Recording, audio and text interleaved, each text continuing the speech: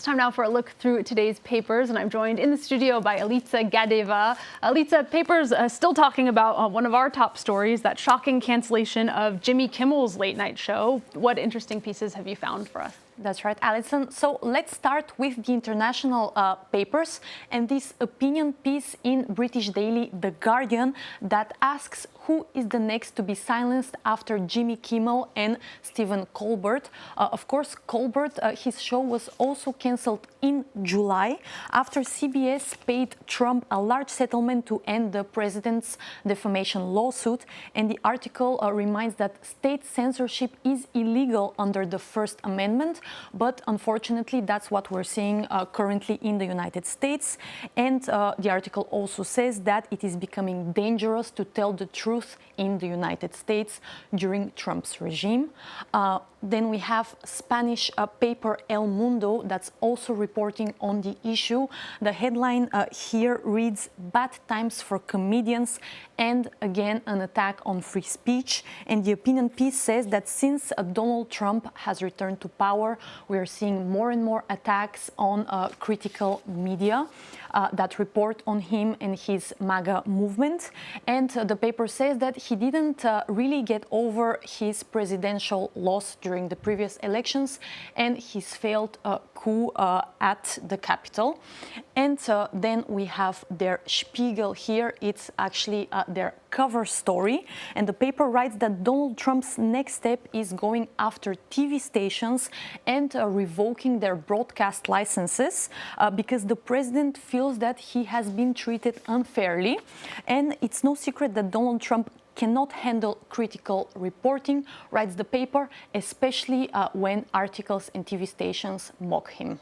So getting a lot of coverage all over the world. What about within the U.S.? I imagine pretty heated debate going on. What are the U.S. opinion pieces saying? Definitely a lot of opinion pieces and columns.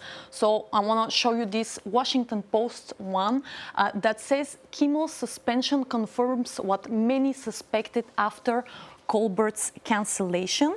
And this is that media companies must punish Trump critics if they want their mergers approved.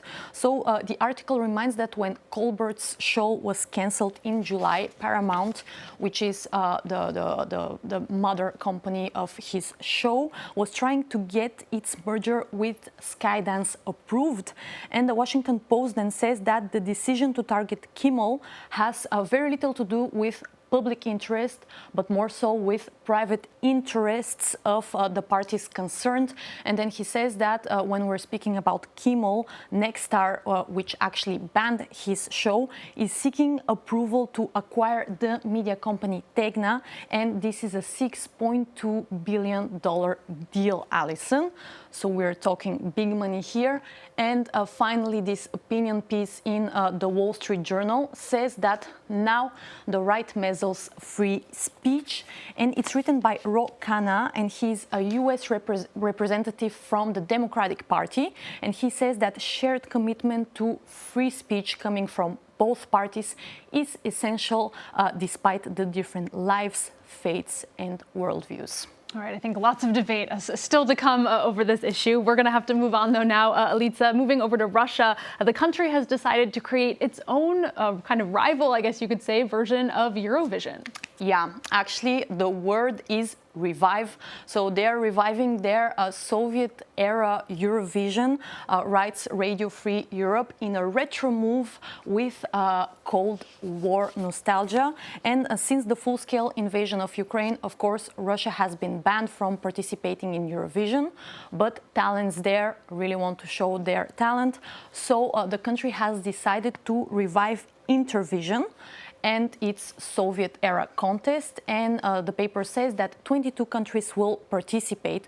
We don't know which exactly, but critics see it as an attempt to resurrect a geopolitical tool for those who want the return of Russia's Cold War influence.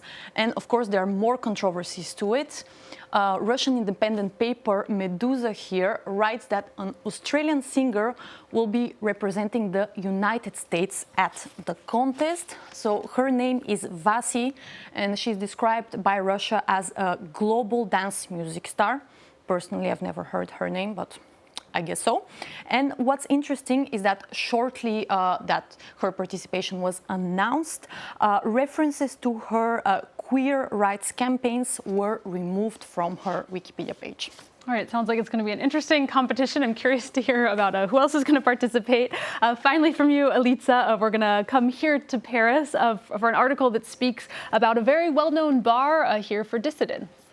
Yeah, that's right. It's called the Dissidents Club, and it's in the heart of Paris. I've been here. I've been there, maybe you've been there, I don't know, but it's one of the cover stories of American magazine Vanity Fair, and it tells the story of the Pakistani journalist Taha Siddiqui. Let's take a look, that's him, and he was fearing that he could be killed in his home country, Pakistan. So he came to Paris and opened a bar for, quote, drinking, dancing, and discourse. And he started his journalistic career in 2006 back in Pakistan, and he was writing for many international media, including France 24 and the New York Times. He won many international journalism prizes, but unfortunately, well, for him and for the regime in his country, he was writing on Pakistan's military. They didn't really appreciate that. So in 2018 in Islamabad, a group of men beat him and tried to kidnap him. Fortunately, he managed to escape, but soon after he decided to flee the country and move to France. And that's when he opened his bar. We can see here some photos of the bar. You can play this game here, and there are world dictators. We can see Putin and people from all over the world. And now, as a barman, he says that the dangers he's facing have changed. A drunk client here and there, but overall, it's way easier to manage. I was going to say, I have been to the Dissident Club as well. Hot tip, if you want to run into some France 24 employees, that's the place to go. Check out the Dissident Club here in Paris. Elitza, thank you so much for that look through today's papers. That's Elitza Gadeva with today's press review.